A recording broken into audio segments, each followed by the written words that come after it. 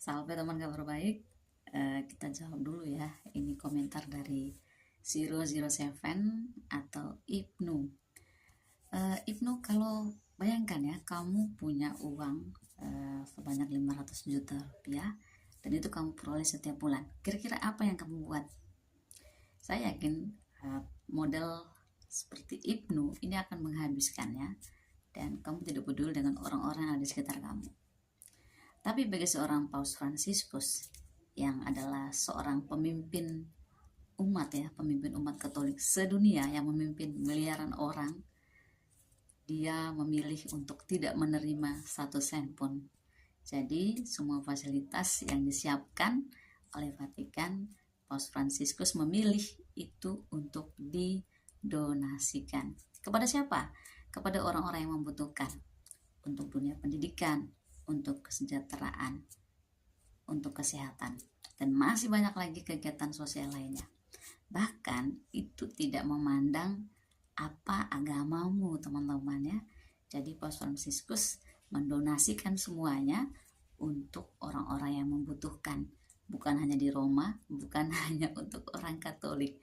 Kita ingat waktu Paus Fransiskus ini berkunjung ke Indonesia, teman-teman, dia melakukan audiensi dengan beberapa orang ya, termasuk di sana ada saudari kita yang dari Muslim yang sampai menangis. Itu hanya karena dia merasakan sungguh-sungguh betapa baiknya, betapa lembut hatinya, betapa sederhananya Paus Fransiskus ini. Paus yang satu ini sangat suka bis, teman-teman ya. Kemana-mana dia akan menggunakan bis untuk perjalanannya. Ketika dia ke Indonesia, dia menggunakan pesawat komersil, di mana di dalam pesawat itu banyak orang lain ya, banyak penumpang lain, teman-teman. Kemudian ketika sampai di Indonesia, dia tidak tidur di hotel berbintang ya, seperti para pejabat atau juga menteri-menteri.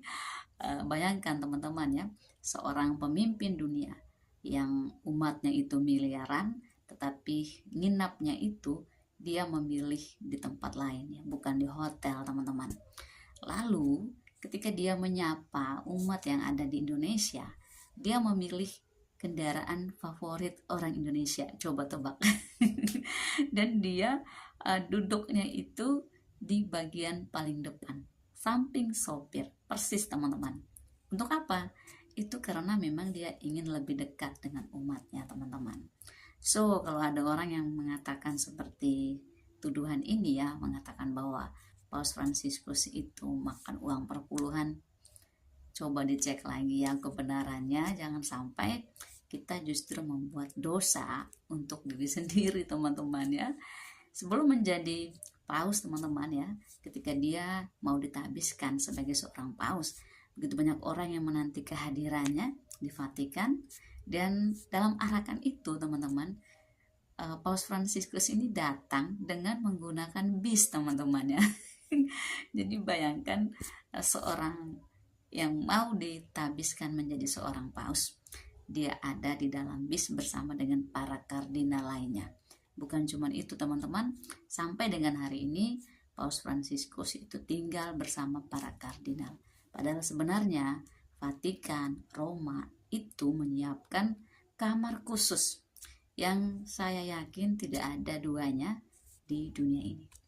So, teman-teman, jangan sampai kita menyebarkan info yang keliru hanya karena kita benci dengan seseorang yang hidup sederhana. Teman-teman, dalam gereja Katolik tidak mengenal adanya perpuluhan. Yang ada itu persembahan. Persembahan yang bagaimana, teman-teman? Persembahan dalam gereja Katolik adalah persembahan yang ikhlas, bebas, dan pantas. Ikhlas berarti kita memberi dengan hati yang rela. Sementara bebas berarti pemberian kita kepada Tuhan itu tidak menuntut apa-apa dari Tuhan. Ingat, kita tidak sedang berdagang, teman-teman. Pemberian yang pantas itu berarti kita memberi dalam jumlah yang pantas, sesuai dengan berkat yang kita terima. Jadi teman-teman, tidak ada perpuluhan di dalam gereja Katolik. Yang ada itu persembahan.